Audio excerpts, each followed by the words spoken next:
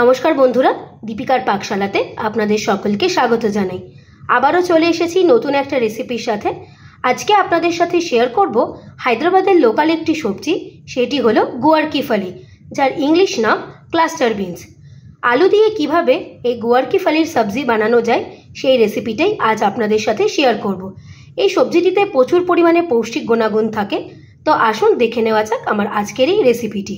আলু আর গুয়ার ফলির শুকনো শুকনো ভাজা সবজি বানানোর জন্য আমি এখানে নিয়েছি আলু আর নিয়েছি গুয়ার ফলি।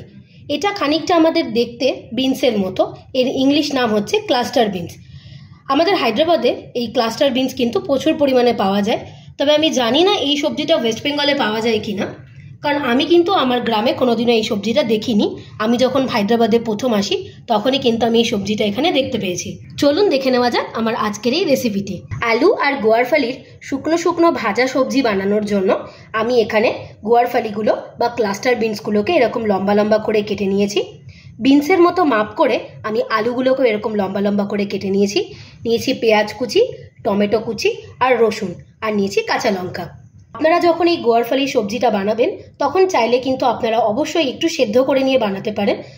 যেহেতু আজকে আমার এই গুয়ার ফলির সবজিগুলো একদম কচি কচি ছিল, তার জন্য আমি এটাকে আর বয়েল করছি না, এটাকে আমি নর্মালভাবেই ভেজে নেব। গুয়ার ফলি বা ক্লাস্টার বিনসের সবজি বানানোর জন্য প্রথমেই কড়াই দিয়েছি সর্ষের তেল। অবশ্যই আপনারা এই রান্নাটা সর্ষের তেলেই করবেন।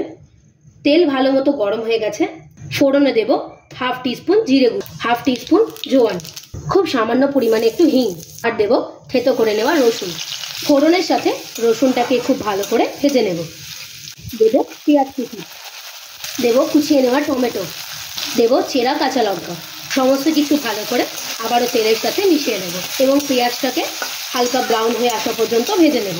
পেঁয়াজ আর টমেটো খুব ভালো মতো লাল লাল করে ভেজে নিয়েছি এবং টমেটোও কিন্তু সেদ্ধ হয়ে গেছে। দেখুন পেঁয়াজ থেকেও কিন্তু একটা ব্রাউন কালার চলে এসছে। এবার এর মধ্যে দেব আগে থেকে কেটে রাখা আলু।